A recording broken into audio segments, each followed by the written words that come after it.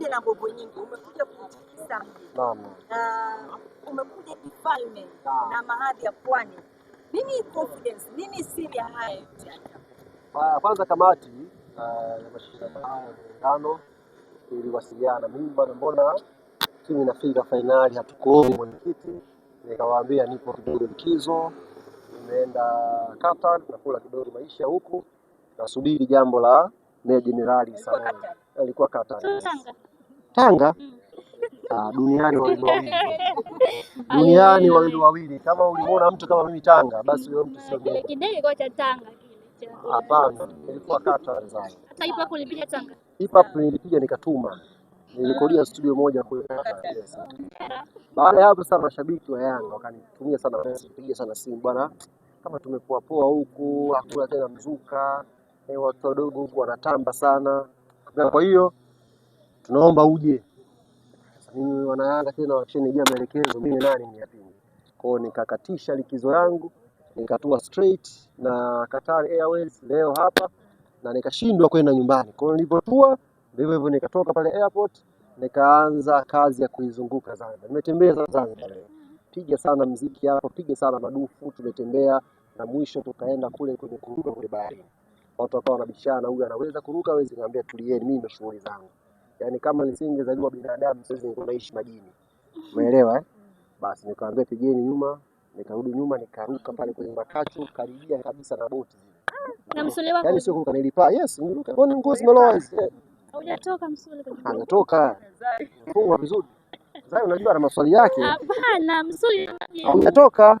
Si video amerekodi wale mtaona. Haya hukutoka. Nimepaa hapo nikaibuka nao. Kwa hiyo nimeuchangamsha mji wa Zanzibar leo. Kila mtu amejua kwamba kesho hapa kuna fainali ya kwenda kupigwa, na ndio kazi yangu sasa mwenyekiti wa Arsenal. Nimetanguliza watoto wadogo mwanzo, kina Ibwe hapa, kina Zaka, kina Hussein Masanza, wamekuja wapiga kelele. Sasa hivi ninapozungumza mimi na nyie, kesho watakuwa wamewasha TV zao wanaangalia fainali. Kwa hiyo nimekuja sasa kuongeza mvuto wa jambo lenyewe la kesho. Ongopi kwa sababu tarehe 29 fainali ya muungano.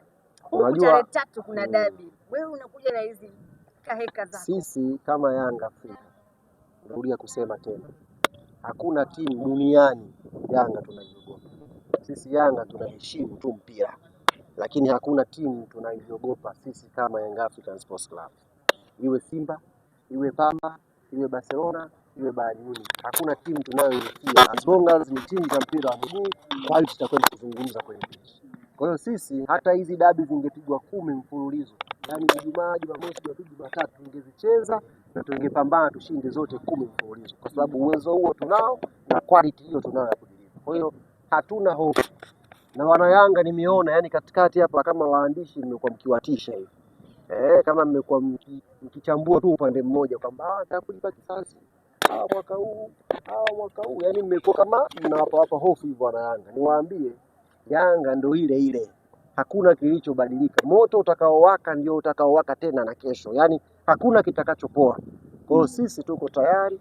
Kama Mwenyezi Mungu atupe afya njema, atupe uhai, kesho tukaamke salama. Ilikuwaje sasa ukatabiri kwamba pengine finali mtacheza yenyewe? Ule ulikuwa mtego. Ule ulikuwa mtego. No, ulikuwa mtego. Ilikuwa nimeseti mtego wajitutumue kwamba si hatuwezi kukimbia. Yaani kweli.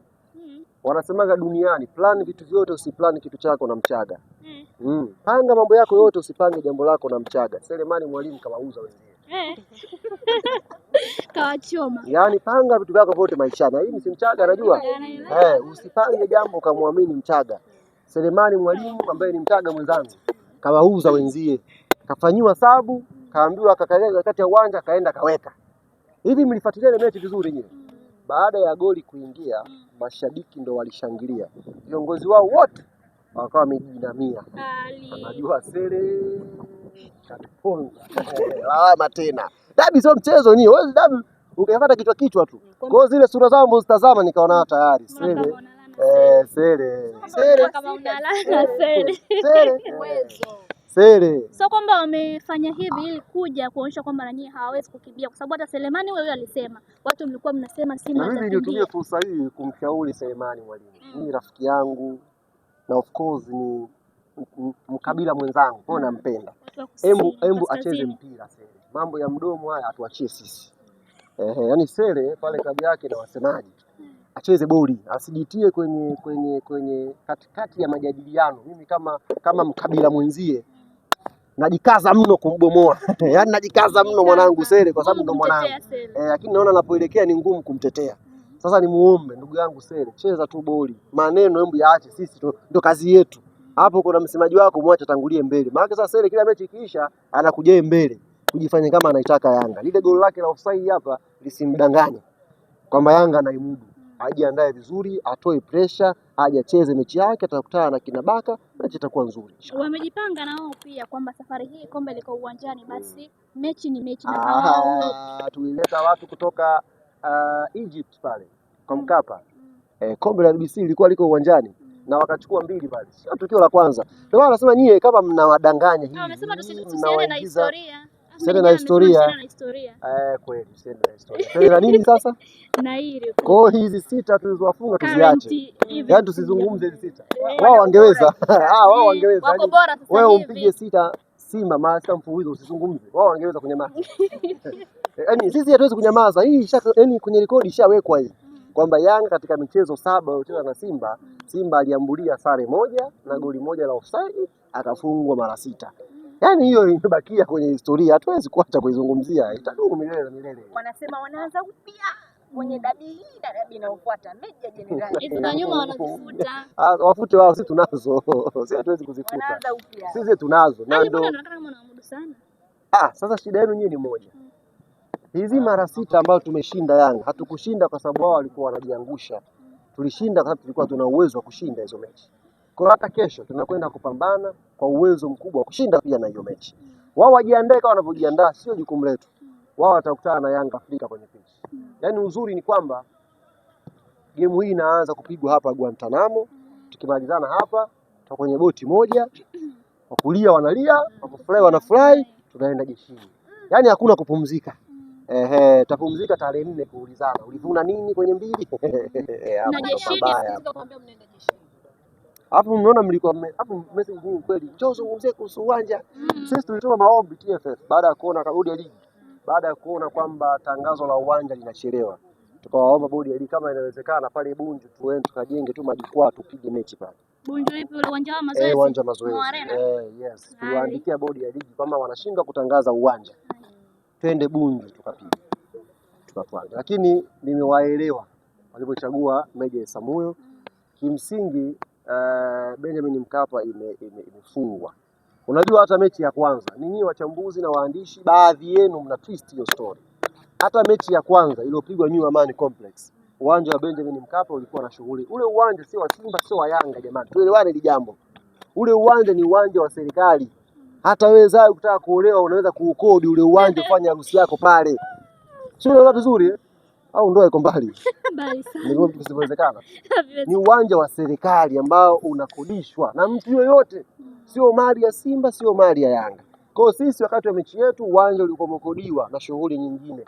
Tukaambiwa hamwezi kucheza, ratiba bodi ya ligi ilisogezwa mbele, Yanga tafsiri uwanja tukaja hapa New Amani Complex. Wenzetu pia wamekwenda, uwanja umefungwa, una matengenezo.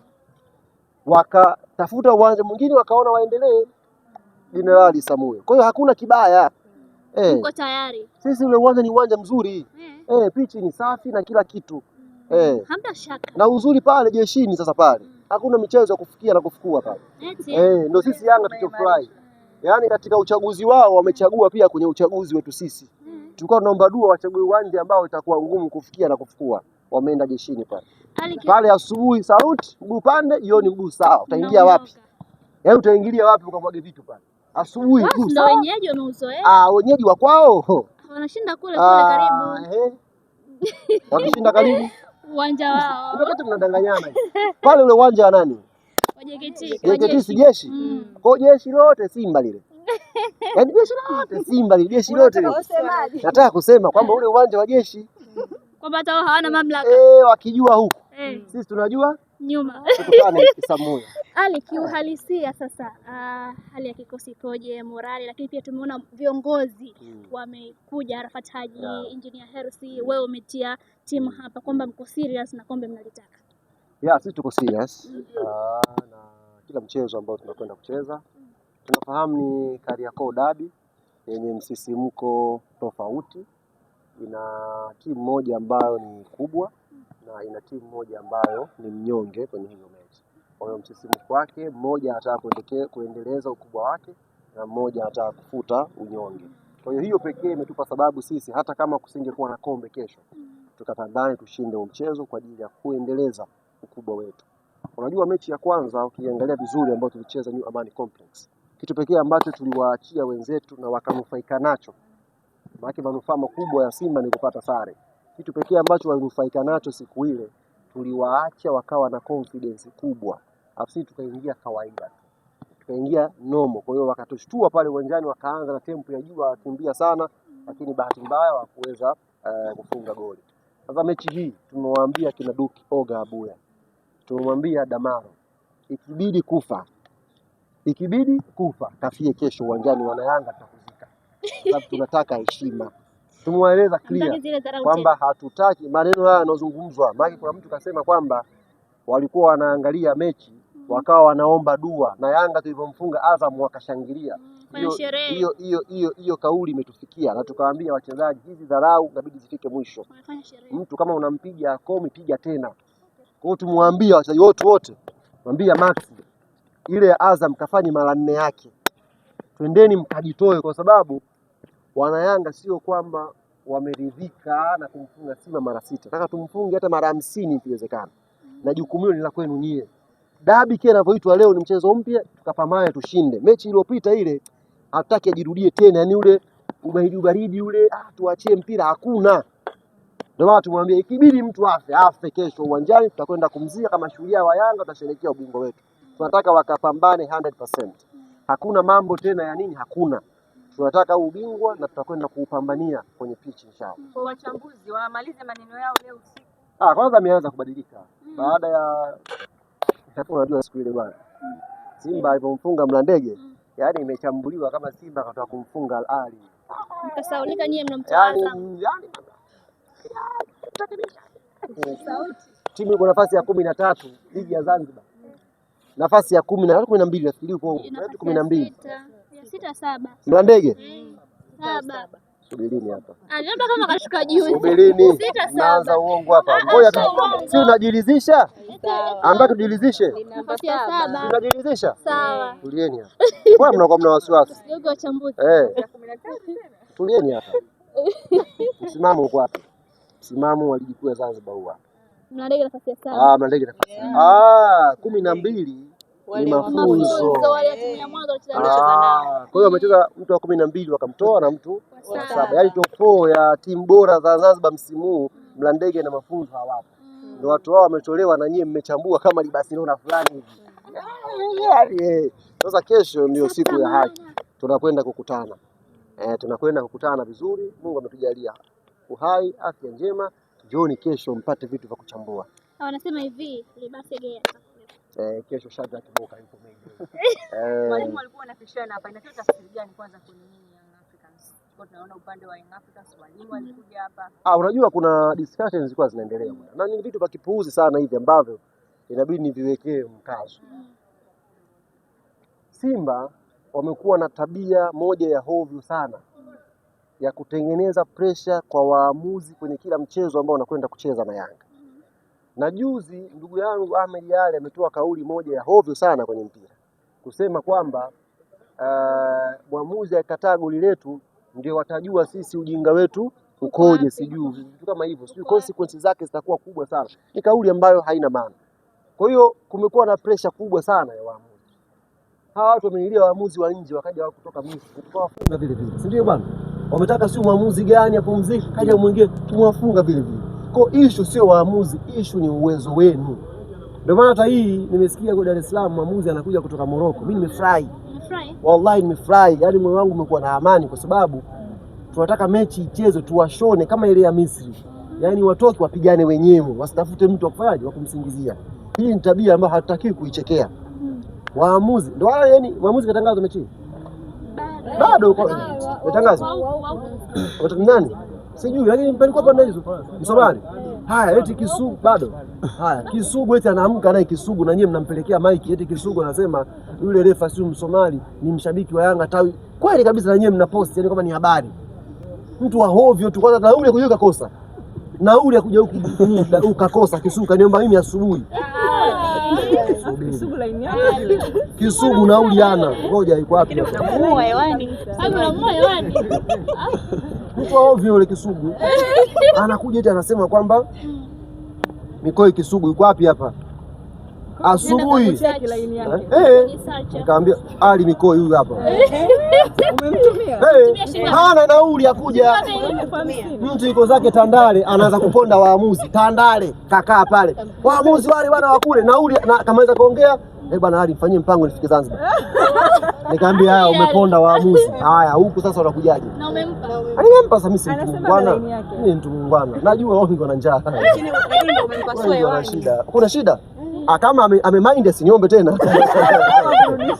Arudishie. Arudishe. Tabia hii sio nzuri nawaambia. Kuwataki waamuzi, yani mpaka mashabiki wa kawaida anaweza mwamuzi jina akamtaja na akamponda. Na watu mkachukua, sio sawa. Tuwapeni uhuru awe kamati ya muungano, wachague maamuzi yoyote. Na mimi wanapenda muungano pia, hata kama angetoka Oma ndio angemleta. Kama muda ungekuepo, hata angetoka Oma. Kokote yani basi nimetoka kuongea kama hiyo kitu inawasumbua, basi jichague wao. Unasema ujichague wenyewe. Ndio nimesema yani kama hiyo kitu cha waamuzi kinawasumbua, kamati ya muungano sio wako wapi katibu. Ningemuomba awape fursa wao kuchagua. Bwana Ahmed unaweza kukimbia dakika 90 kwa filimbi. Mwambie bwana nani mzee Magoli unaweza kidogo kusha kibendera. Wape yani kwa nini tuwe tuna mjadala mikubwa ya waamuzi? Yaani tunaacha kujadili mchezo utamu wake na nini? Tunajadili vitu vya ovyo ovyo tu. Wachague wao basi. Yaani wangewapelekea makaratasi. Pangeni nyinyi mnataka achezeshe. Yanga tuko tayari. Sisi yote tuachezesha tu. Sisi tunaamini tuta timu. Wewe ile depu umeliona ile depu lile. Ile depu umeliona lishapona liko vizuri. Kuna mtu alisema Okello angekuja kuzaa. Kwanza ndo MVP wa haya mashindano. Alan Okello. Definitely. Ndio anaongoza pia kwa goli. MVP wa hii tournament ni Alan Okello. Tayari umeshamchukua. Sio mimi. Yaani utampa nani mwingine? Yaani nani mwingine utampa kama mashindano sio tu namba. Hizo assist za offside. Hizo ndio timu nafasi ya 7. Hivi ndio ndio nafasi ya 12. Assist kapigwa mtu na Azam. Wanaenda hapo kwenye ushindani sasa. Ndio nakwambia mechi na Azam, mechi dume. Starboy kageuka kachukua hapa kampa Dube. Ya pili kampa Dube kampa Max Kamba. Hamtashangaza na walichoona awali inaenda sehemu nyingine. Itatushangaza. Kama ataibuka yani bila kujalisha nini inatokea kesho. MVP wa hii tournament ni Alan Starboy Okello. Top scorer ni Prince Pumelelo Dube. Hakuna discussion. Bila mwisho. Na kama jamani naombeni na nyie waambieni kama wana orodha ya waamuzi nzuri. Wawasilishe kwa kamati hapa ya waamuzi. Tafadhali. Kama Ahmed anaona kile kitambi kishapungua na anaweza kukimbia dakika 90 awai filimbi mapema. Sisi hatuwezi kabisa. Yani sisi hivi si mbona kidogo training. Watu wamenuna wote. Yes, mechi tunaitaka hii. Wanasema hata zile video za leo watazitumia kesho hizo ambazo uko na wakati unakuja Zanzibar. Unafanya manchonjo yani hizo unacheza hizo. Mechi kisha. Wabeni tawatumia hizo. Tawatumia hizo. Hizo nitawatumia. Mbona semaji katoka Katari atashare na nyinyi hizo. Sawa.